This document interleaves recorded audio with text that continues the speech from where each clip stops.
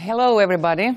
I'm very pleased to be here today at Palosaari TEDx, because actually at this spot here, I in the 90s had my studio, artist studio, before this place turned into a university. So actually it was a factory space where I had my studio. So it's very great to be here and talk to you today. And I started to think about the topic I'm going to talk about today as very young. It was when someone told me that if you really want to understand something fully, you do that when you can explain it to someone else. And this made me very curious, this comment, that what is happening if you don't understand anything and you understand something fully? What is happening between those two positions? Something is going on there. And of course you can all get the idea right now already that what is happening between to not understand anything and to understand, the process there between is learning. And what is then learning? That is what I'm going to talk about. I'm going to talk about, show you some ideas from some theorists, and then I'm going to develop an idea that I also borrowed from some philosophers, but I have then created an artist look at it. And if you look at the theorists, how they explain learning, there are, for example, there are three quite simple models that we know. For example, we are talking about practice-based learning, and practice-based learning we mostly know as learning by doing. We can talk about, you have also heard about probably about problem-based learning. We think that someone learns when they solve a problem. And then we can, you have heard of experience-based learning, and experience-based is when we use our experiences as knowledge. And these theorists and also, for example, neuroscientists and pedagogues, when they have been talking about learning, they very often use models. And some very simple models that they use that maybe all of you know is for example, a plant learning, understanding learning as a plant. And when you understand learning as a plant, you see a pot, and in that pot you see a plant that is growing, and the growing is then learning. And the learning that is happening, it needs to be nurtured. I think you all have this kind of, you have met this kind of picture, visualizing of learning. Another kind of way to visualize learning is through learning as an umbrella. That we have an umbrella, we open up the umbrella, and we put and categorize our knowledge under that umbrella. As a shelter, we keep the knowledge inside of that. That is also a model that is quite used.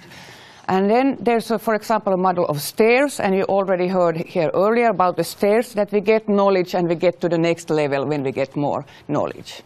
And then there is this model of thinking out of the box, that we meet a person that thinks differently in a context than we others do.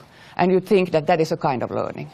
But in my opinion, these ways of models, or what I found out hanging around with artists, the plant didn't work, the stairs didn't work of their way, understanding their way of learning, the stairs didn't work, and thinking out of the box didn't work. It didn't catch the learning that was happening. So there was something else going on. And I have seen the same with children, because probably when I've been working in education and teacher education especially, I've been working a lot also with children. And you can see that there is something else going on than plants, than stairs, than boxes or umbrellas. And this was something that made me even more curious about what is happening. I got really, really interested in what is happening. And I used my artist way of thinking and trying to search for what learning can be. But then happened something. It was in the start of the 21st century. I met something that totally changed my understanding of learning, and really gave me some hint on that there is something that here now that I can catch and work on with. And that was World Wide Web. As you know, World Wide Web, for those who had access to it, it gave totally new ways of understanding learning. suddenly, just a small click away, you could get knowledge, you could get data, you could get information. It just was the whole world opened for you. And something in that time, I started to go into the science of education. And that was really interesting. I brought my artistic way of thinking into the science of education, and I saw that there might be something. Because art is very often about, and learning in art is very often to go beyond something that you know. And the same goes for education. You all the time go to something that is beyond what you already know. So when I went into this area, I found of course a lot of models there too, and a lot of new ways of thinking on learning. And then I met the Rhizome. And let's see now then. And the Rhizome is not my idea. I have borrowed it from French theorists, and I have put it into the learning, to the idea of learning.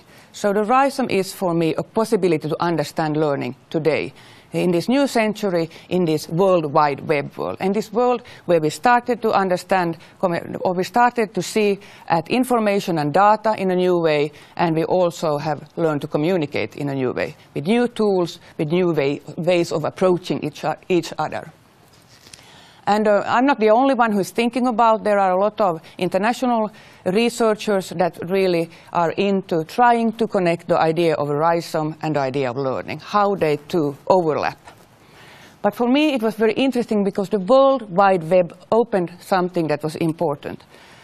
Although humanity always have understood that there is knowledge outside our mind, we have knowledge inside our mind, but also there is a lot of knowledge outside. And this became also it appeared very clearly when World Wide Web came to our reality. And then when I met the Rhizome, that is an organic structure. It's an organic structure. It's borrowed from the biology, and actually it's about roots that are connecting in different ways. But in my mind, it was very interesting to see that there is something going on here. And for me, the Rhizome is a picture of learning in that sense that you see those clusters there. Those clusters are kind of dots. And as an artist, I think about dots like the starting point. But it's a static starting point. When you draw something as an artist, it's always you start from a dot, for example, or even if you create a line, it's a lot of dots.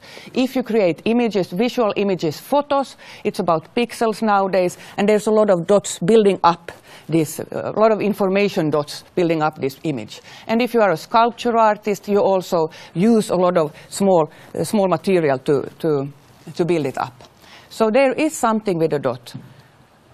And the dot is so full of information and data, both when you work as an artist, because there's a strong, like a black, when you work, for example, with black color, even more you work with the dot, the even more intense it gets.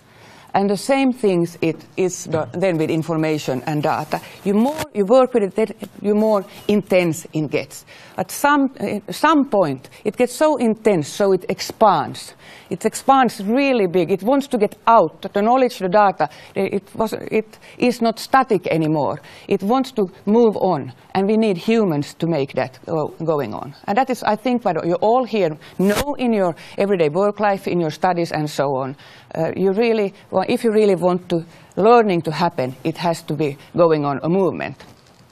So those movements in this Rhizome model, they look like connections that go here and there, and they cross each other, and they go in this direction, in every direction as you ever can imagine. And when the lines go, when they meet, there becomes a new cluster, and that is what is happening, a new dot, a new cluster.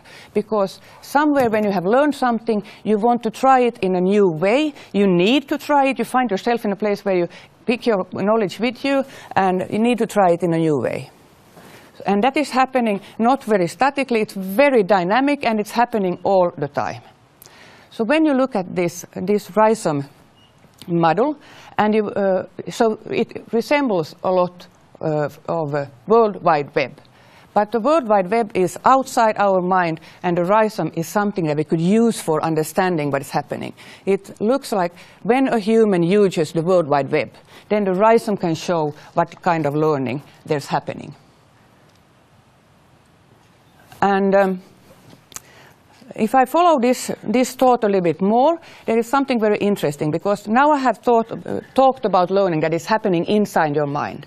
But you can see also today that we do not have, we are nomadic people nowadays. We are people that are moving around, we are connecting with everyone, and we are having a lot of conversations all over the world, face to face, or we have it virtually. But what is happening then I'm very interested in to find this idea. What is happening when we are talking about nomadic people? Then we're having nomadic minds. And the Rhizome, when we talk about nomads, and the Rhizome is somehow showing that it's not only inside, it can also be the way we are communicating and moving around for learning things. But this is not anything new. When we look at human beings, the human being, it's said that the human became human when the human being found something on the ground, picked it up, holding onto it, and use it again. So that's quite interesting, I think. So we pick up something, we hold onto it, and we use it again. And of course, this is easy to understand when you have a tool to grab. But when you think about our minds, how we use our minds, how we find something that is meaningful, how we find something that is information or data, then we also pick it up, we hold on to it, and we use it again. But what is very interesting also today, we are more aware nowadays than before about transformation and change. We are talking about change all the time. How change is stressing us, how it shapes our learning. So if we are nomadic, if we pick up knowledge and then we use this power of change, then there are really, really strong, interesting ways of understanding what learning is today. And this transformation, that happens still not only with the individual, and it also happens between people. But when it happens between people, it's not that it was back in the last century. It's not the same as then, that we learn something, understand something fully, and communicate it and explain it to someone else. The new thing that we can see what learning is that we share knowledge in another way than before. And when we share it, then we also share learning in that sense that someone else got the possibility to learn. And of course you can understand what I'm talking about is the same thing that we are doing here today. This is something that we live every day nowadays. But we don't talk about it when we, for example, in universities, in teaching, we don't talk about it enough. That the sharing is also a way of learning. It's not only to reveal things, it's really to learn together. And that's why I think that the Rhizome also can show that there is possibilities to see how we can learn together things. And this is something we have to talk about. Yes, and I think it was there, what I'm going to talk about. So what I really want you to remember now is that you think about learning, talk about learning, really, because it's not about, that I said in the beginning, it's not about trying to explain things to others and when you have fully understood something. Today it's something else. It's about sharing. It's really about sharing, and in that way get new ways of understanding beyond what we know today. Yes, thank you.